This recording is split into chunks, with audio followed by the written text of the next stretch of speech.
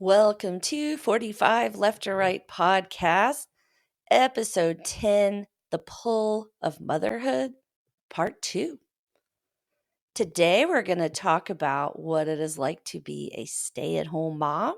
I'm going to interview my other best friend for life, who has been a stay-at-home mom for, like 14 years.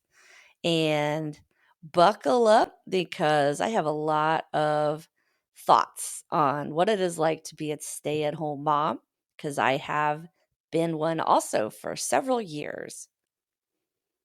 I was a helicopter pilot in the Army for 7 years. I served in Iraq for 1 year. I have worked high pressure sales, telephone customer service. I've done stand up comedy shows at dive bars at 1 a.m., but there is no other job I have ever had that was more difficult than being a stay at home mom. And I truly mean that, not meant for exaggeration. Some people assert that staying at home with your kids is not a job. You're right, it isn't a job because that assumes that one is paid. Let me tell you a story that illustrates what it's like to be a stay at home mom. We had just moved to Southern California from North Carolina, and we were living in a nice little rental home. Devin was probably 2 or 3 years old. It was early before any of us, were out of our pajamas, and Curious George was on in the background. I had to grab something really quickly out of the car that was parked in the driveway. I was wearing a t shirt and athletic shorts and no bra. The door shut behind me, and I heard a click and little Devin toddler laughter. Devin had locked me out of the house, and he couldn't or wouldn't let me back in the house. So I had a rambunctious little toddler alone in my house, an elderly dog, and a cat that was hiding somewhere. So I was a little bit panicked. I look out, and there's my neighbor, a retired older gentleman, and he is laughing at me. I looked out to find help, and I was met with laughter. He was a nice man, just not particularly helpful to me at that time. Fortunately, my dear husband had just recently hit a key in the backyard, so I was able to let myself in, but it felt really lonely out there. Me against my toddler. You look for help, and they laugh because they think you have plenty of time to do it yourself. That loneliness that I felt in that moment is generally how you can feel when you're a stay at home mom. You want all the best for your children and you love your children, but they are also little slave drivers. They need food, they need enrichment, they need education, they need rides to see their friends and do outside activities. And then there is usually the expectation for you to keep up the housework, cleaning, laundry, etc., and of course, cooking. So, my guest today not only does all of this, but she also homeschools her 4 children and has for several years. She is a superhero. She is Claire Lamp Yule, who is my best friend for life. I interviewed her identical twin Emily last week about being a working mom. She is very intelligent, thoughtful, and a kind person, and I am honored to have known her my whole life. So, starting the interview, um, tell me, who are you and how do we know each other? Well, My name is Claire, and I am a mom and a homeschool mom, and um, live in South Carolina currently, which I love. And I met Darisse when we were itty bitty. My recollection is of a picture of when we were about 2 years old at church. We had these Easter bonnets on, really cute. And we've been best friends ever since. We have a lot of history, and she's like my sister from another mother. That's right. That picture your mom brought out when she met Jeff for the first time, and I was like, oh no.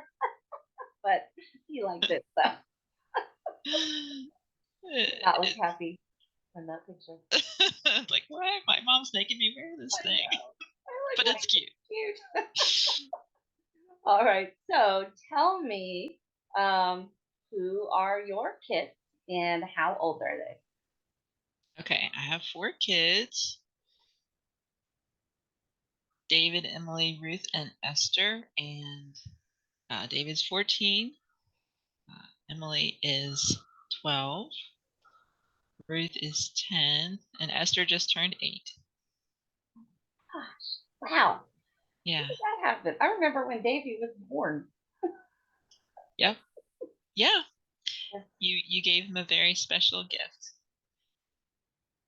I can't remember the name, but it was a dragon stuffed animal, and he loved it. And it's, yeah. Oh, I think we called him Okie Dokie or something like that. Oh yeah, I remember. He was very cute. I love it. Let me know if I fail to answer your question, because my mind is not quite with me today. You're doing fine. Yes, I think you hit them all the kids. Well, tell me a little bit about what are your kids' personalities like? I would say David is he's very assertive. He's conscientious and concerned about doing the right thing. I mean, he's got a pretty good sense of humor.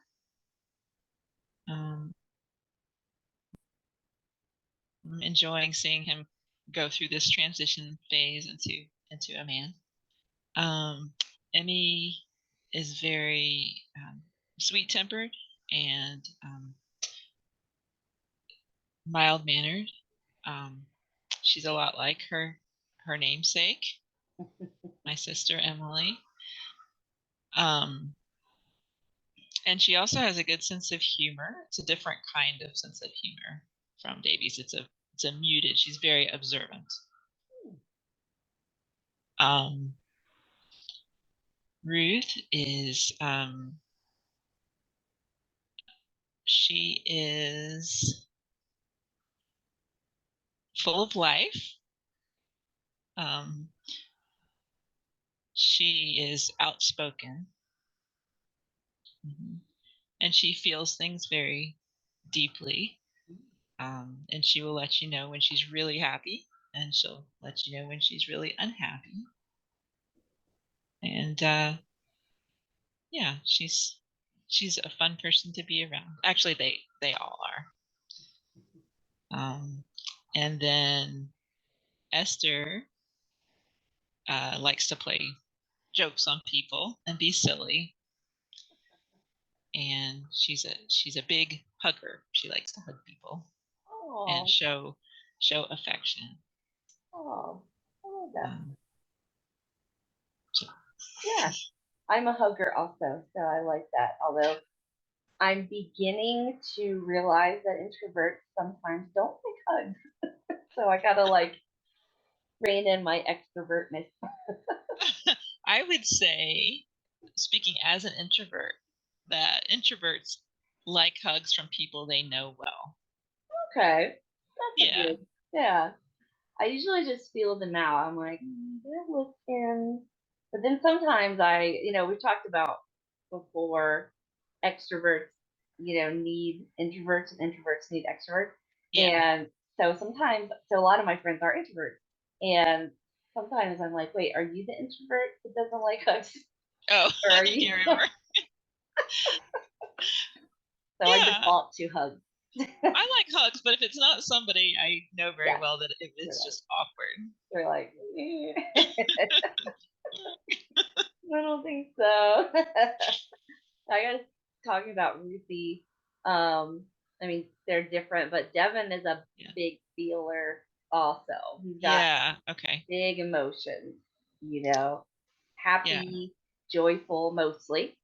But Okay. when he is mad, you know it. And when he's like upset, you know it, Yes. Yes. big time. So Exactly. yeah, Hmm. but generally he's generally easygoing, but he has big emotions. Yeah. So sometimes I feel like Ruthie, I could learn a lot from her because she will express what's on her mind. And I mean, that can be a good thing and that can be a not so good thing, but sometimes I wish I were a little braver to be able to express what's on my mind in a Right, in a kind way, but right. It's something you got to teach them, right? How to be a little gentler with their expressions, their feelings. But I know, and I mean, I think that's why Devin threw the apple, because he was just like, enough. hmm. It's my boundary, and you can't pick on me anymore. Yeah, And he made it clear. he made it clear, and that kid apologized to him after that. So hasn't messed with them since. They're not like friends, Yeah, but they just have an understanding, it sounds Yeah. Devin's like, don't mess with me. And he's like, I will not. like. All right. So how long have you been a stay-at-home mother? And then how many years have you homeschooled your kids? So I mean, I've been a stay-at-home mom since Davy was born, so 14 plus almost 15 years, and then homeschooling mom since he was 5. So what's that? 9, 10 years almost. Right? Let me do my simple math. I don't do math. Wow, that's amazing. Well, I mean, how has that experience been for you overall? Both staying at home and then, homeschooling. 'Cause that's an additional thing, really, the homeschooling. Yeah. I mean, I love being a mom. I love being able to be at home with my kids. I think it's a lot harder than I ever thought it would be. I think a lot of it is you don't necessarily see the outcome in the short term. Mm. I mean, those days can be very hard. And I remember when the kids were really little and I couldn't converse with them much except for very simple sentences and teaching them how to do things. It could be really lonely. And I think I think most moms probably would say that, just being home with their infants and then toddlers, how lonely that can be. We actually spent a lot of time at Chick-fil-A. Yeah, And Chick-fil-A is a saving grace for me. once once Davey got into preschool, so he and Emmy and Ruthie, to some extent, they all went to a church preschool, so that was their introduction to school, really. And then in kindergarten we started homeschooling. um, but that was great because then they met kids and played with kids, and I met some moms and we would do things together, so that made it less lonely. Mhm. And then we had our church groups and things like that as well. um, as far as homeschooling, that also has been much harder than I ever thought it would be. Because I thought, I went to school. I even have a teaching certificate. Can't be that bad, but I've learned that you have to put a lot more thought into homeschooling than I realized, and not being a particularly organized person, it's been a challenge for me. Um, and it's really just within the last few years that I've begun to enjoy it. Hmm. The homeschool group that we're a part of um, is, well, it's socially very meaningful. I mean, that's where many of our friends are. So it's a great community. But also, I just love what they're learning, and especially once they get into the middle school years, um, it's just, I mean, they're doing Latin now and a lot of literature and learning how to write, and so it's actually kind of fun and interesting to me. Yeah. Um, that said, I look back on the early years and wish I could do them over again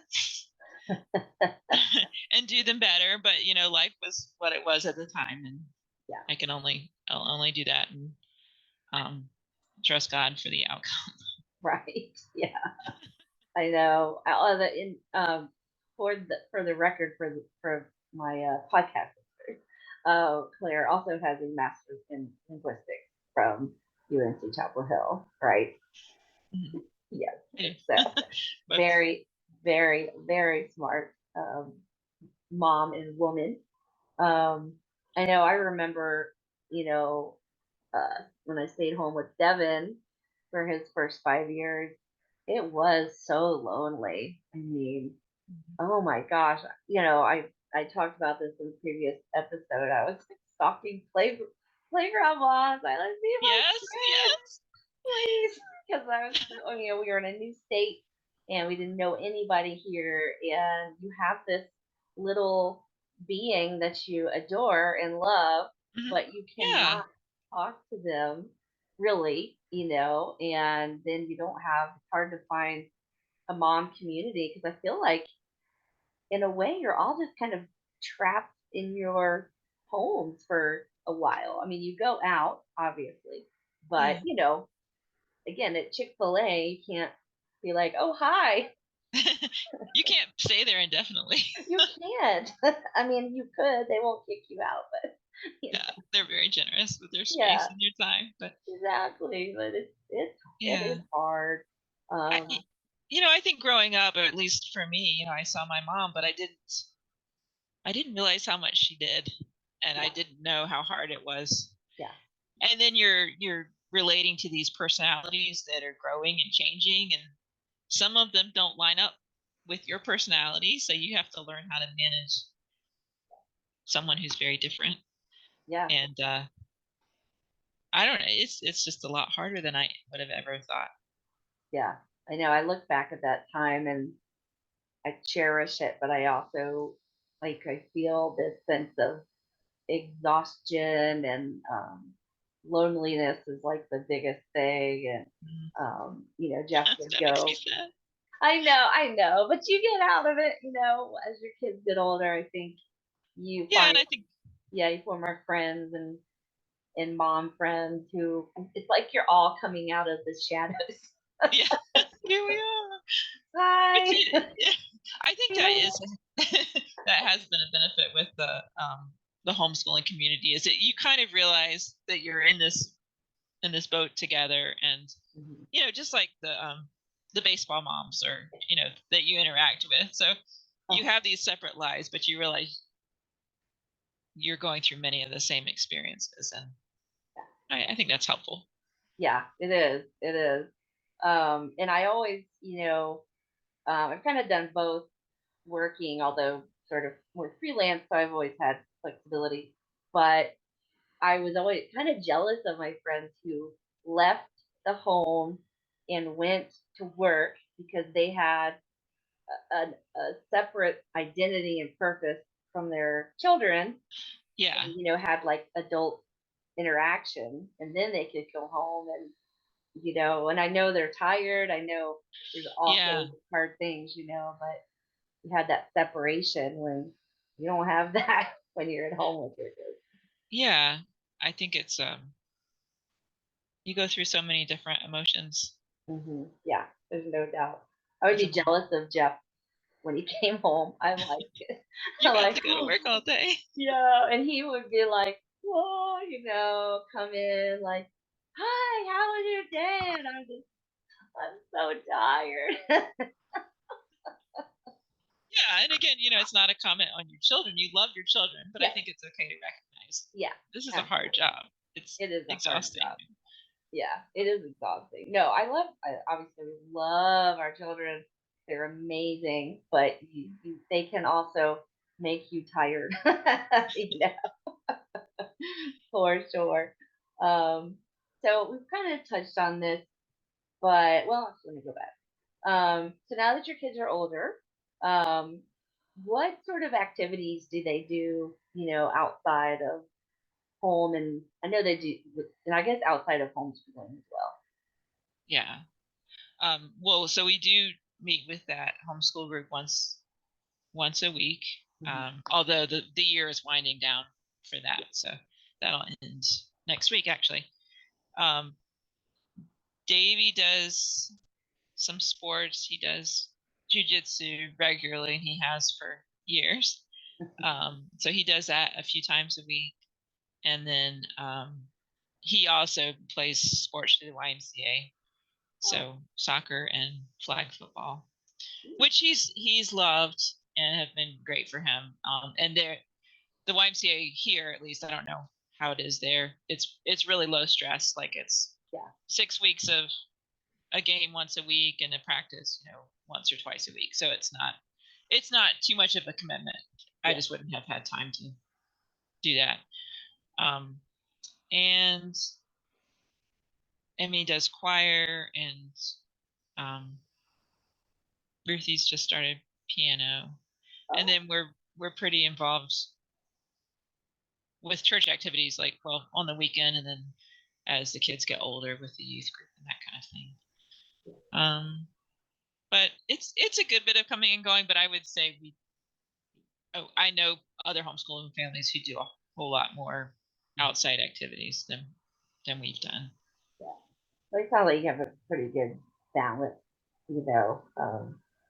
You know, I know it's sometimes I'm like, why are we doing all these sports for Devin? But we just Well, make sure it's driven by him, you know. yeah, I remember you talking about that and So, how he was telling you, this is kind of what I want to do in the summer, and yeah, yeah, yeah, I thought that was neat. yeah. He's pretty good about saying, that saying, okay, this is too much for me, or I need a break here, which really surprised me because he's got a very all out personality, you Yeah, know. Yeah, wants to do everything. he's social. He's social. He's active. He's like must Yeah, move all times, but we appreciated that he was like, I don't want to do anything in the summer. Well, anything organized, you know. yeah. That's Yeah, good that he feels like he can tell you that. yeah, and kind of amazing actually. Yeah. Um, so what does at this time? What does a typical day look like for you?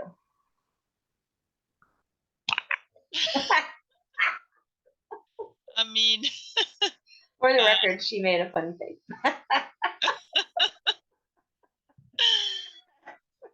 Darisse, I feel like I'm every year trying to learn how to do this Yeah, better. So, but life is a little chaotic right now. yeah, I'll just say that. So, I mean, we wake up not extremely early. I'll say that. So that is one of the beauty of homeschooling, is that you don't have to get up early to go right. to school. However, I will say sometimes that's difficult. Sometimes it would be nice to have that school schedule where every morning we're getting up at the same time Yeah, and going. Um, so it's really, we get up, and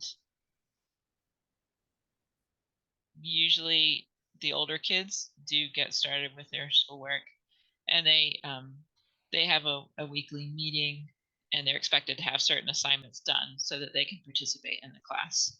so they know, week to week what it is they're supposed to be working on. And I just kind of remind them and help them with the things that they need help on. The younger kids, I will read with or just be available for math questions. But I would say that most days are a little bit, they fluctuate. Yeah. If I've got errands to run or something, then sometimes we'll all do that together. I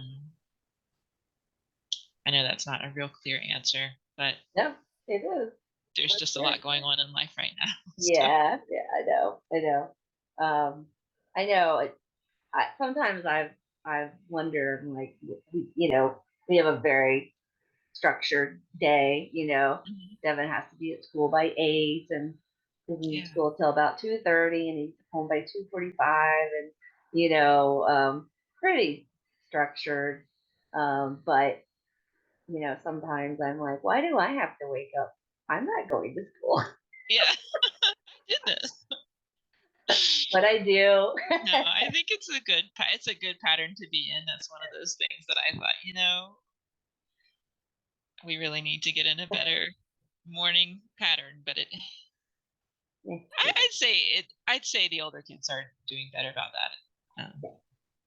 I just need to make it a family-wide thing. Whatever works for you. Yeah. I'm trusting that they'll come out all right. They will. They will. They're wonderful. Well, what would you say is the biggest challenge you face as a stay-at-home mom?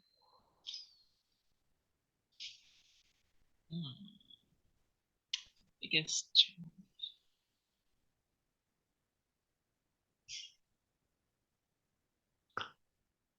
I'm not great at multitasking, I would say. Mm-hmm. So I think especially with homeschooling, trying to keep that going and keeping a household going, like the meals made at reasonable times, and things cleaned up, and laundry done, and that's a real challenge for me. It's like I can do one thing well, but I can't do all of that well. Right. Yeah. So We that's shouldn't probably the be hardest. expected to. That's probably the hardest thing for me. Yeah. But I mean, ultimately, I want my kids to know that they are loved, Mm-hmm. and that they're valuable, and that God's given them different gifts, and that we want to use them to glorify Him, and all those personalities that they've given Him, that He's given them. I just want to help them grow to be whatever they're supposed to be. Yeah. So, I well, you know this. I've never been a great housekeeper, but if I have to sacrifice that to helping my children grow into healthy, productive people, then I'll do that, and I'll apologize to them when they're old and say, you know what, I'm sorry, our house was always messy, but I think your priorities are in order. um, there are lots of ways I need to learn and grow, and Lord willing, I will, but Yeah. I can't do it all at once. So Yeah. I don't know. I don't think that kids, um, I think they remember, like when I think back to my childhood, I don't remember, oh, my laundry wasn't ready, or, oh, I don't know, the kitchen was a mess. I just know that I was loved, and you know my mom especially, just since we're talking about mom, yeah, was very nurturing, and I mean both of my parents were always there for me. And my yeah, mom says sometimes, she's like, oh, I wish I kind of like what you were saying, oh, I wish I had better meals for you and all this stuff. And I said, Mom, all that Sean and I will remember is that we were loved. And of course, Yeah. oh, Yeah, she loved you well. So, yeah, I mean, none of us is gonna be perfect, and no, we but I shouldn't. think that children will remember just that overall feel of Yeah, their home. yeah, I think so for sure. I think we're doing okay. What do you enjoy most about being a stay-at-home mom? I think having conversations with the kids, and I don't do that as much as I ought to, but I think more and more as they get older, just hearing what's on their minds and starting to see them as, not that I didn't see them as human beings, but I mean starting to see them as rational thinking kids who are wrestling with ideas and trying to make decisions, and also helping them learn to relate to each other and how to manage, um, well, like you were doing with Devin, how do you manage people and what are good ways to solve these problems? um, so I think that those kinds of relational dynamics, which can be really hard also, Right. but I enjoy. Yeah, I know. I Devin still talks to me, about certain things. And the Mhm. other day we were waiting for the dog to get groomed. So we went to this park nearby, and he's kind of outgrowing the playground, but Yeah, this is that like happens. an amazing playground. This one's, incredible. Yeah. So he got on the swings, and I decided to swing with him. Oh, And that's so nice. yeah, harder than I remember it to be. It's like, wait, do I push my legs out and I go Yeah, up when I go I'm like, this is a lot of weight to push around. down? But we were um, swinging, and then we sort of stopped swinging, and he just all of a sudden was wanted to talk about all these things. And I was in that moment, my heart was just swelling, that he wanted, it's funny, he wanted to talk about, was I, or how much of a daredevil was I growing up, and what sort of oh, things that we did. And I said, well, I'm not going to give you ideas. And I just remind him that I grew up in trampolines a come to different time, yeah, with limited supervision. But it sort of led into like talking about different childhoods. And I was sort of like I was sort of sad that I got a text from the groomer that the dog was ready. Oh, yeah. Because Yeah. it was nice. It was Yeah. definitely nice. It's fine. We'll get the dog. I find that one thing that I have to battle is distraction. Like,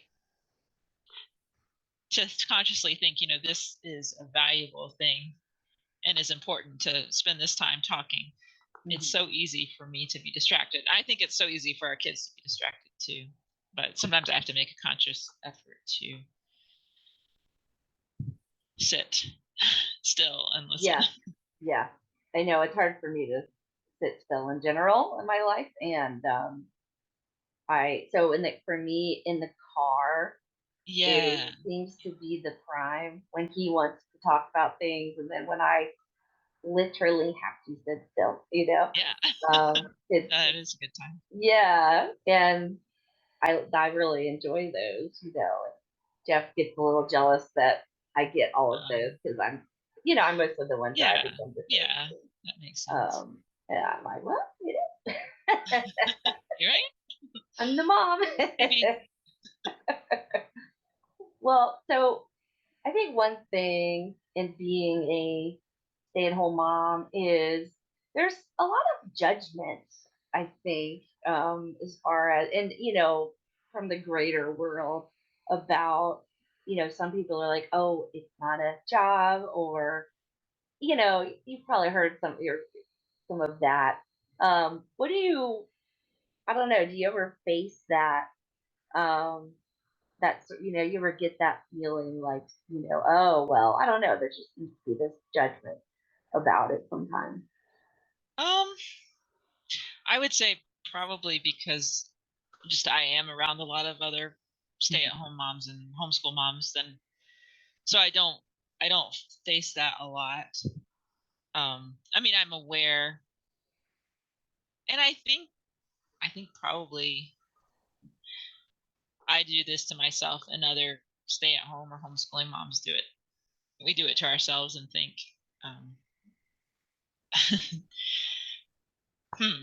I mean, just kind of think, oh, am I doing enough? Am I being productive?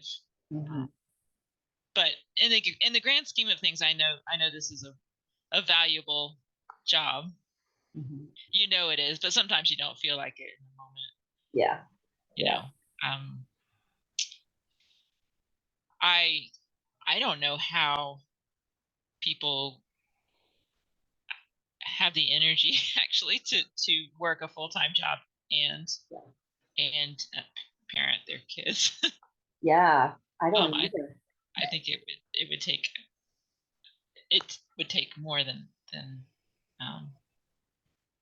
I shouldn't say more than I have. I think there are plenty of people who do it, and I think if I had to do it, God would give me strength to do it. But yeah, it would be exhausting. Yeah, it's sort of like. Sorry, go ahead. No, I think being a stay-at-home mom is exhausting, so I can't imagine doing it. It is exhausting. I think the thing with being a stay-at-home mom is like you're never off the clock, you know. As a mom, you know, it's like your job all day, and and you're kind of the default, you know, in the middle of the night, you're the default to wake up and to, which, you know, I think as long as there's a balance in the home, you know, I can see that, but definitely. I know I'm actually interviewing some other friends of mine. They're both full-time working parents, and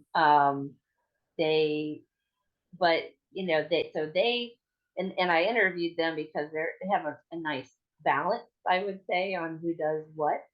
But no matter what, as the mom, you're always the default, I think, you know. Yeah, I think there is something to that. I feel like that's probably true. Yeah. For Emily, yeah. Yeah, no doubt. I know. I mean, who gets the call that your son threw an apple at school? Mom does. What? Did I hear that right? Whenever I get it comes across as being from the Yucaipa Calamasa School District, I'm like, oh no. Not that he gets in trouble that much, but No, but I would think any parent would feel like that. What is this?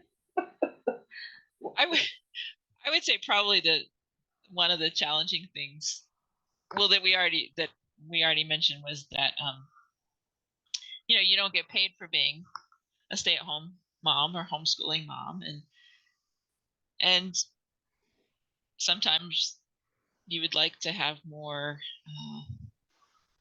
incentive or recognition. You know, that's just a very human desire, but you know, because it's such a delayed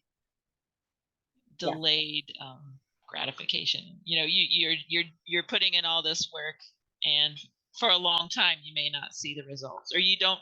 You know, as far as homeschooling, you're always thinking, well, are my children going to be equipped to go into the world and be productive members of the working force? Or are they going to be equipped to go to college? Or am I doing everything I need to do to help them?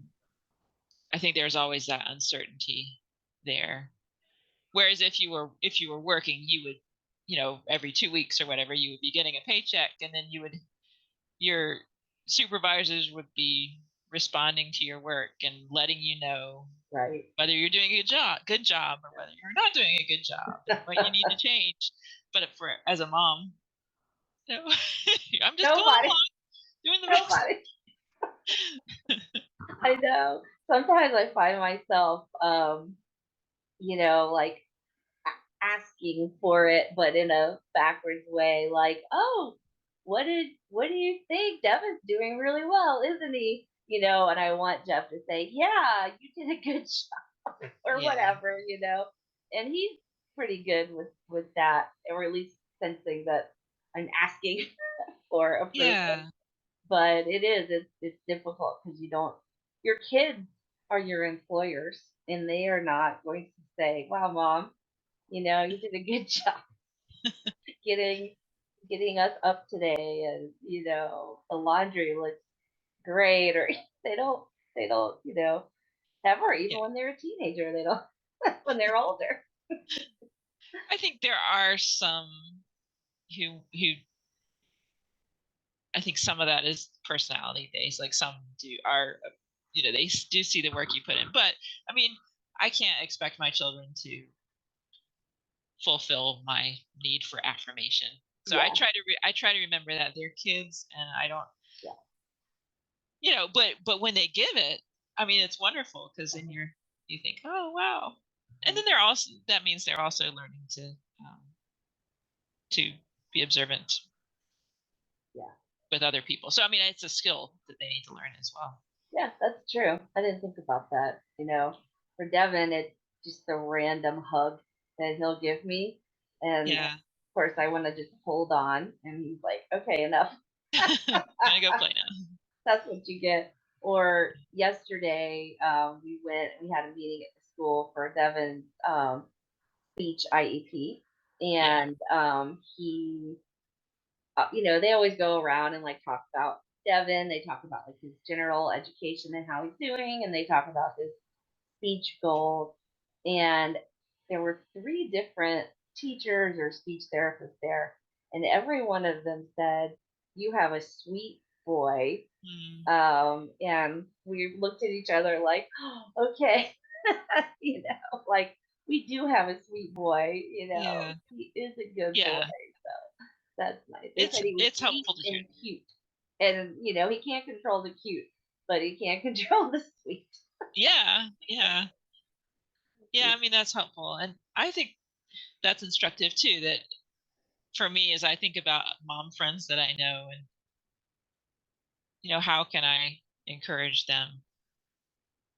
I mean, this doesn't just go for mom friends. This goes for any friends, but it does help you remember, oh, everybody needs to be encouraged. Mm-hmm. Yeah, so that's true. That's true, for sure.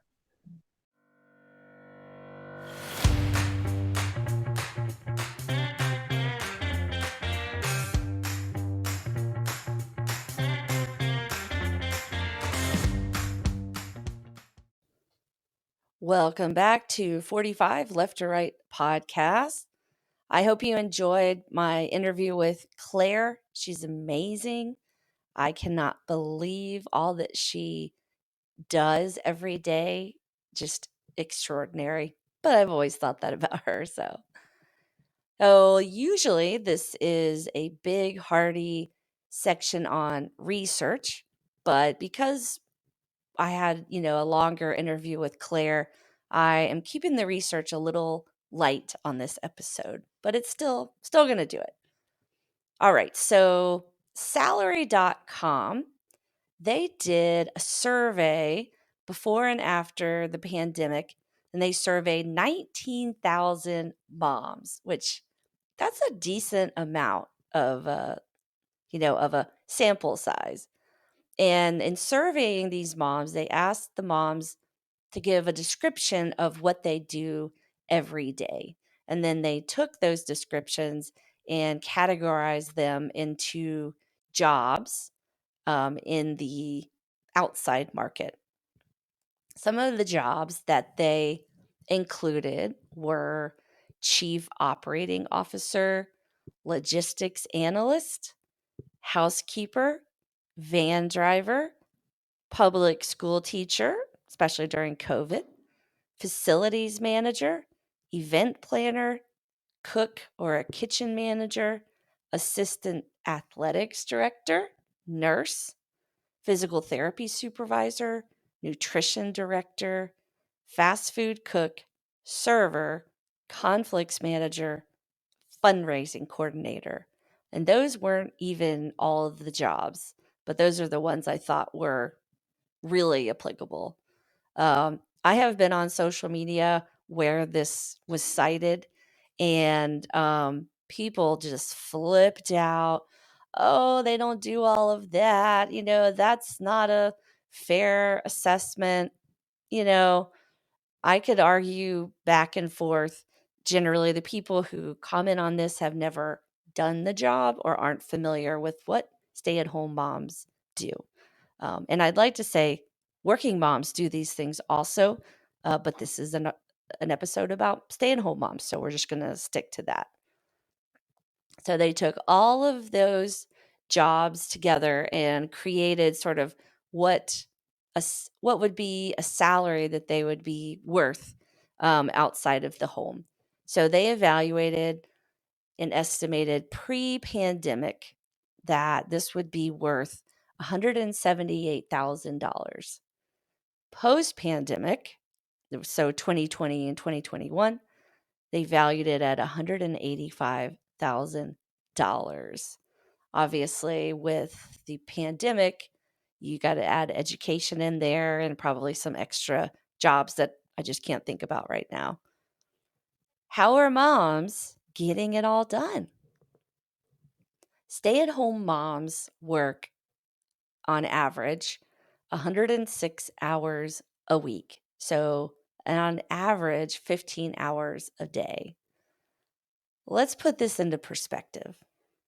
Several years ago, I don't know if y'all remember, but I can't remember if it was a national law or if the medical field decided that general surgery residents were working too long of hours and were making mistakes and burning out. So now general surgery residents are limited to 72 hours a week. That's a big difference, right? Between stay-at-home moms and general surgery residents. Some skeptics may say that stay-at-home moms don't really work that much because their partners come home and help out. Absolutely. They do get some help in ideal situations. Jeff has always been an actively helpful partner. I mean, just incredible. But here's the thing, even with a partner, you're still responsible for your kids, at least partially. You're still responsible for their welfare, even with help. So it's not like you're completely off the clock. You aren't driving away from them and living somewhere else.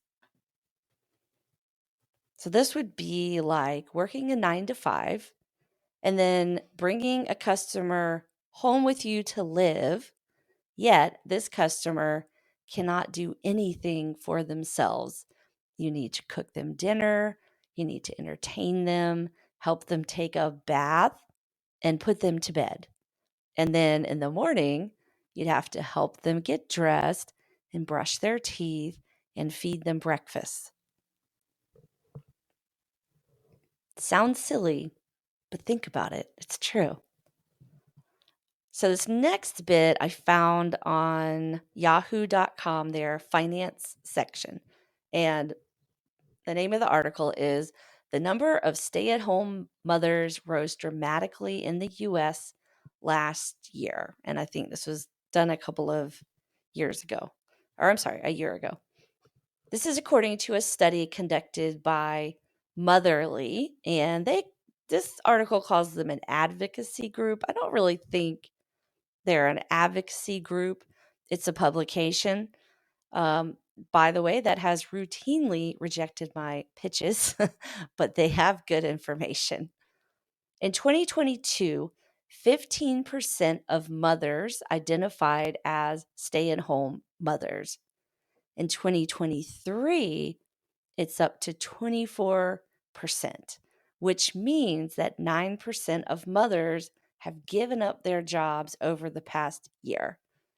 The most common motivation for that was wanting to stay at home with their children, which is absolutely a great thing. I like having this option, and I like being a stay-at-home mom, or I'm sort of hybrid right now. I enjoy being the one who gets to spend more time with Devin. He is a funny, happy, and curious kid, and he always has been. He gives my life such light. And I know he benefits from having one parent mostly at home, but that doesn't mean it isn't hard. Now, this survey also suggests that if women would choose to return to work, there would have to be more flexibility at work and there would have to be more affordable childcare options. So you have to remember that some people choose to stay at home and financially they're able to do that. But some people have to stay at home because they can't make enough money to support outside childcare. So it's a tough situation either way.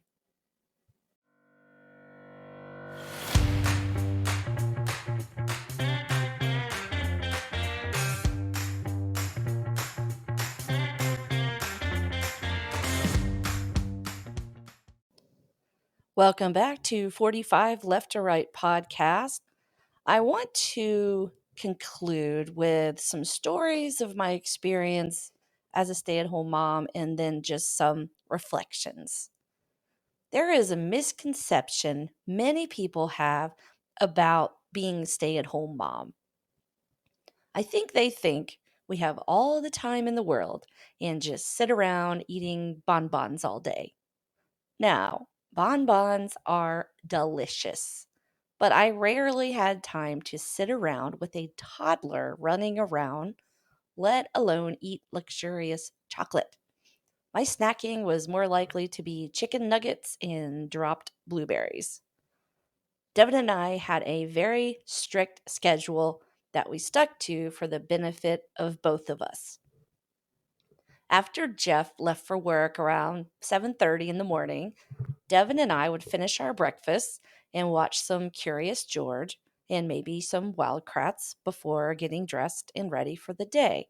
Now, I just have to say, Curious George was an adorable monkey, but the adults in his life were so dumb. Wild Kratts is brilliant and a national treasure and should never, ever go off the air.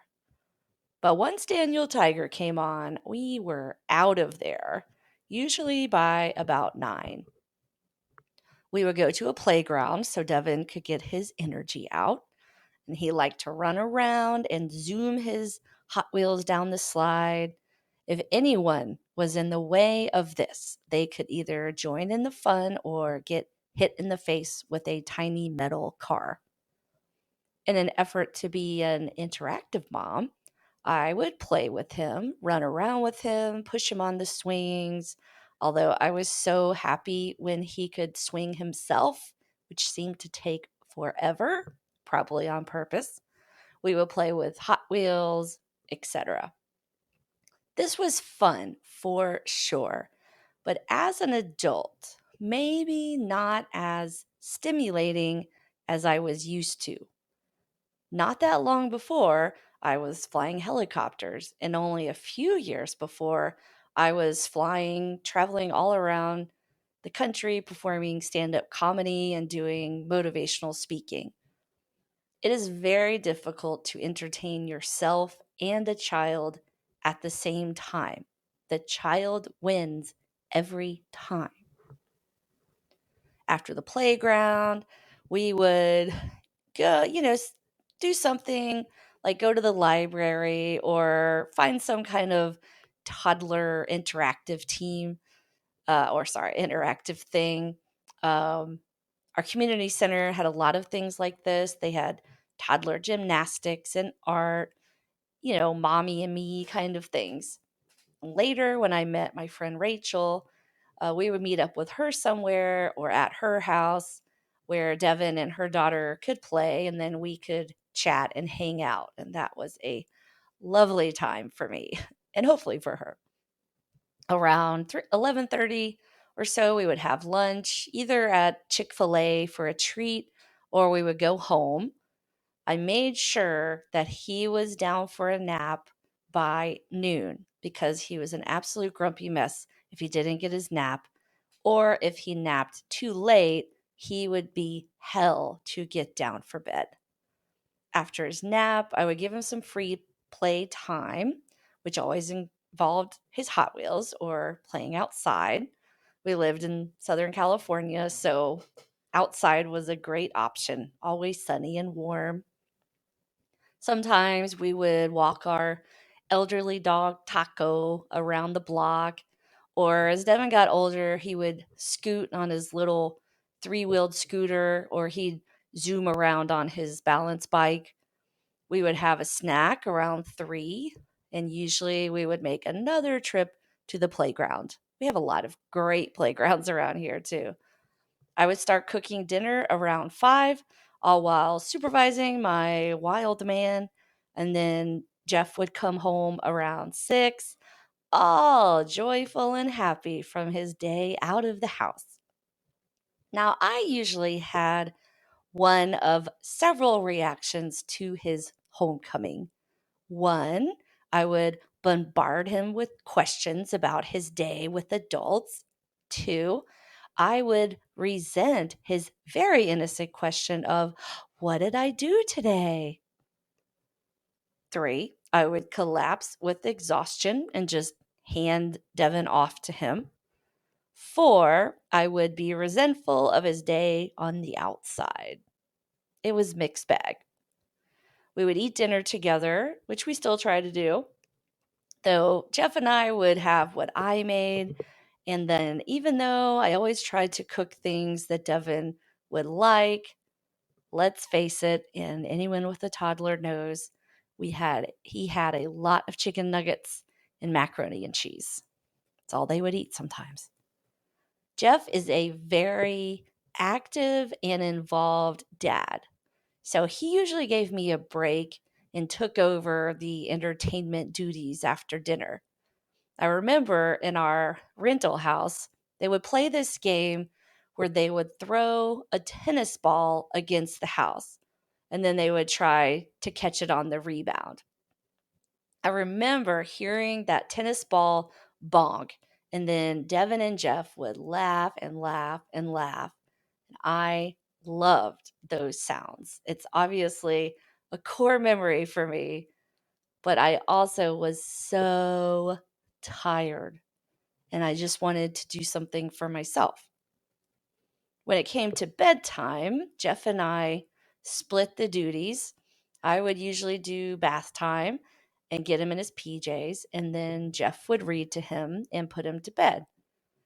Devin went through this phase where Jeff would put him in bed, and about 2 minutes later, Devin would burst through his door, laughing and running, and then Jeff would try to put him back in bed, and this happened over and over and over and over. But Jeff let me go to bed, and he handled it. I have, and I will say this forever, an extraordinary husband, but many women do not have this kind of support. All of this might sound easy to anyone who hasn't experienced it, but it is a really hard mix of joy, of pressure, and of loneliness. You get to experience these joyful moments from your children, Devin's giggly laughter, his legs that were always on the move, how he loved his Hot Wheels, but he always freely shared them at the playground, how he would zoom his balance bike all over the community park. All of these things I got to experience. But it is also exhausting being responsible for this beloved child all day long, making sure his wild legs didn't lead him into a busy street or that he didn't lose control over his bike and get hurt, that the kid he is playing with returns his Hot Wheels, that you are enriching him enough that he will do well in school one day. that you are giving him all of these meaningful experiences, that he is balanced, that he is kind, that he doesn't pull the cat's tail. And even if you have wonderful friends, you still spend a majority of the day with this precious little being who you can't have a real conversation with. Hearing all of this, why would anyone deprive a stay-at-home mom of some bonbons?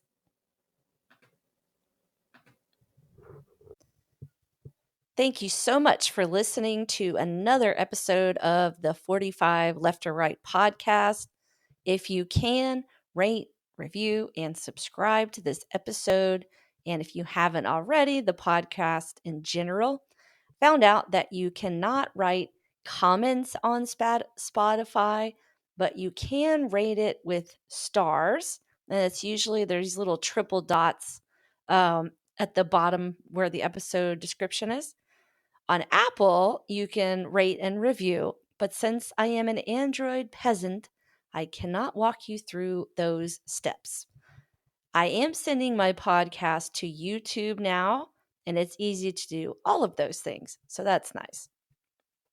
I'm going to link all of my social media in the episode description. I'm on Facebook, Twitter, Instagram, and TikTok. So please find me there if you are thoroughly obsessed. I know this is a lot of ask, but I'm trying to, get out there and, hopefully reach the masses, though I do appreciate everyone who listens now, and hopefully you will in the future.